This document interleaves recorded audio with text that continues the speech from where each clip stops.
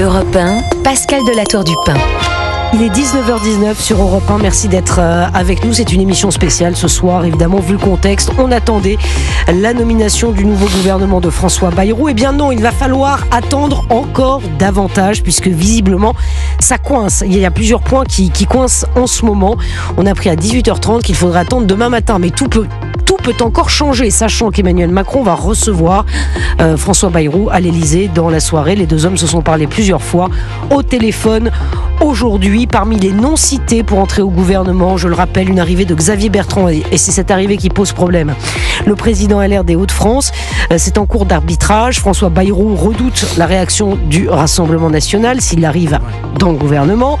Autres non cités, Elisabeth Borne, Gérald Darmanin, François Rebsamen, Bruno Retailleau qui conserve l'intérieur et qui a posé ses conditions et qui le disait dans le JDD ce matin, et des conditions qu'il a obtenues. Un nouveau gouvernement à venir dans un contexte compliqué pour le chef du gouvernement. Le Béarnais établit un record d'impopularité dès son arrivée à Matignon. 66% de mécontents d'après un sondage IFOP pour le JDD. Les sondés lui reprochent d'être un homme politique à l'ancienne, motivé par ses ambitions personnelles. L'épisode de l'aller-retour à 12 000 € en pleine crise de Mayotte a été catastrophique. Autre point faible pour François Bayrou, sa proximité avec Emmanuel Macron. Ce n'est pas moi qui le dis, c'est effectivement le sondage. Frédéric Dabi va venir dans ce studio, directeur général opinion de l'IFOP. Il nous en dira un peu plus. Le Quai d'Orsay, Bercy pose problème. Je suis toujours dans ce studio avec Jules Torret, journaliste politique au JDD, Philippe Guibert, chroniqueur politique, et Arthur Delaborde, qui est journaliste politique à Europe 1. Ça traîne et ça traîne encore. Jules Torres, avez-vous des informations? François Bayrou est-il arrivé à l'Elysée? Va-t-il arriver à l'Elysée? Les dernières tractations sont toujours en cours au moment où nous parlons. Ce sera ce soir, évidemment, il va voir le président de la République. Ce qui est bizarre dans cette séquence, c'est qu'on nous avait annoncé ce rendez-vous entre le Premier ministre et le président de la République, et avant même que François Bayrou ait quitté Matignon, on nous dit finalement ce sera le gouvernement demain ou mardi. Donc on voit bien qu'au niveau du timing, c'est quand même un petit peu bizarre, et on a véritablement une lutte au sein de l'exécutif tout au sommet de l'État. Le président de la République a été un petit peu échaudé par son entretien avec François Bayrou quand il lui a dit qu'il n'irait pas à Matignon. Et bien finalement, il lui a complètement tordu le bras, et François Bayrou s'est quasiment autonomé Premier ministre. Et donc mais ensuite, si Philippe Guibert, je vois Philippe Guibert qui fait la meule, non mais pas du tout. Et donc je vous dis que les Français ils ont bien compris ce qui s'était passé. Et donc ensuite, mais si vous mettez la pression, le président de la République qui est donc affaibli par cette séquence-là. Bon, heureusement, contrairement à ce que pourrait penser Philippe Guibert, il y a eu quand même une semaine catastrophique. La première semaine de François Bayrou est catastrophique. Quoi qu'on en dise, quand on a quelqu'un qui nous dit, quand on a quelqu'un qui nous dit qu'il connaît par cœur l'état du pays, et que la première des choses qu'il propose, c'est possiblement de revenir sur la loi sur le cumul des mandats, et pardonnez-moi, ça traduit une déconnexion ahurissante. C'est ce que les Français disent dans le sondage, Philippe Guibert. Alors ça, franchement, sur le cumul des mandats, c'est un vrai débat. Je suis pour le cumul des mandats, mais c'est pas le sujet. Ça ne doit pas être la première des choses, surtout quand on a la crise à Mayotte. Je suis d'accord que c'est pas la première des choses, mais sur le cumul des mandats, je suis désolé, il y a un vrai débat. Oui. On passe les émissions à parler du niveau de la vie politique française, le niveau de la classe parlementaire, de la classe politique française, l'ancrage territorial et l'apprentissage territorial fait partie de la formation des politiques, et on a perdu. Je suis d'accord, mais quand le Premier ministre est nommé vendredi, qu'il est très mauvais, il cherche ses mots en sortie de réunion interministérielle de crise le samedi, que le dimanche on apprend qu'il n'ira pas à Mayotte mais qu'il ira finalement à Pau, et que le lundi la première chose qu'il nous dit à Pau c'est qu'il veut revenir sur la loi sur le cumul des mandats. Pardonnez-moi Philippe, on n'est pas tout à fait à la hauteur des enjeux du pays.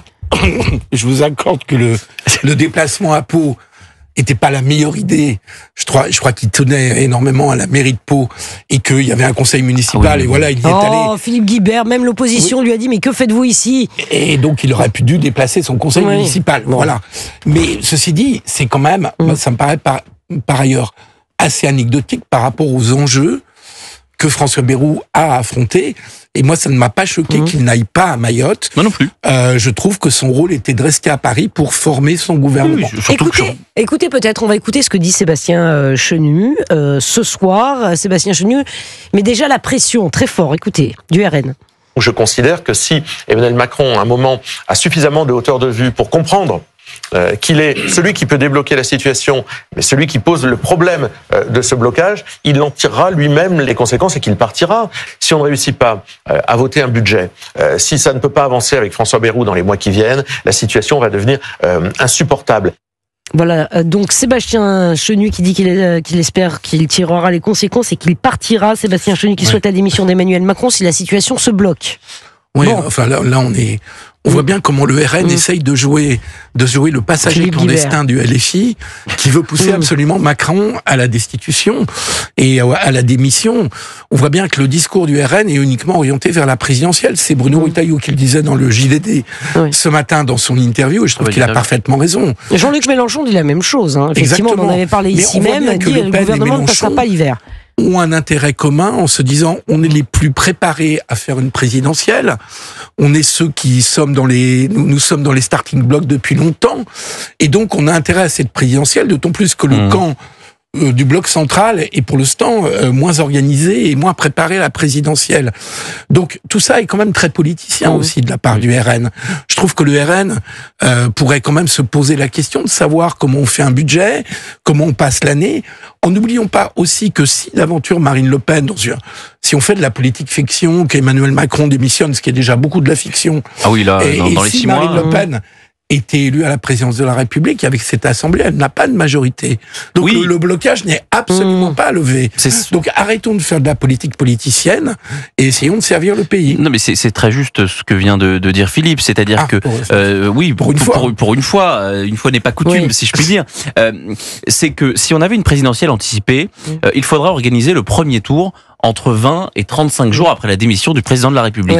Quoi qu'il arrive, si Emmanuel Macron démissionnait, que Jean-Luc Mélenchon ou Marine Le Pen étaient élus, on aurait la même assemblée jusqu'à juillet ou août prochain, et donc le même blocage. Donc ça prouve bien que le sujet actuellement, c'est pas forcément la personne du président de la République, c'est la majorité introuvable à l'Assemblée nationale. Alors écoutez, je vous signale à l'instant un tweet de Marine Le Pen qui n'a, mais rien à voir avec la choucroute.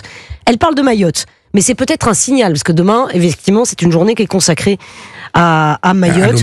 Voilà, hommage à Mayotte. Dans les moments de désolation que vivent nos compatriotes mahorais, il y a ces lueurs d'espoir et ces instants de joie qu'accompagnent toujours l'arrivée d'une vie. Nos forces de l'ordre mobilisées depuis des jours pour aider et protéger la population forcent l'admiration de tous. Ce policier qui a porté secours à une mère en détresse est un héros. Elle réagissait effectivement une femme qui était en train d'accoucher. Exactement, et qui n'arrivait pas à joindre les secours, voilà, qui a été sauvée. Pardon, mais ça veut bien dire quelque chose, je ne sais pas, mais Marine Le Pen qui tweet sur Mayotte, alors qu'on est en plein effectivement Capharnaüm sur cette nomination du gouvernement, ça veut peut-être dire quelque chose. Oui, on voit bien qu'elle veut être au-dessus de la mêlée, loin de ce débat politique, de politique aérie. C'est toute sa stratégie qui a été un petit peu échaudée ces dernières semaines, notamment avec le vote de la motion de censure, qui n'a pas été compris par une certaine partie, notamment de la droite modérée. Voilà, Marine Le Pen, elle veut être hors de tout chaos, hors de toute déstabilisation politique. En plus, Mayotte est un sujet qui lui tient à cœur. Elle y était en avril dernier et à la présidentielle de 2022. Je parle évidemment sous le contrôle de Frédéric Dabi. Elle a réalisé 60%. Alors Frédéric Dabi est arrivé dans le studio. Attendez, de la présidentielle. Et je l'attends. Je vais vous dire qu'il a un sondage exceptionnel. Mais donc en effet, c'est plutôt intéressant. Ce tweet a une portée assez symbolique au moment où on parle de ce gouvernement qui n'arrivera donc pas ce soir. Elle laisse ses lieutenants faire le sale boulot. Exactement, elle prend de la hauteur, Marine Le Pen. Allez, il est 19h28, je vous lisais, Frédéric Dabi est arrivé dans ce studio, directeur général opinion de l'IFOP. Bonsoir. À votre sondage est édifiant. On va en parler dans un tout petit instant. Avec plaisir.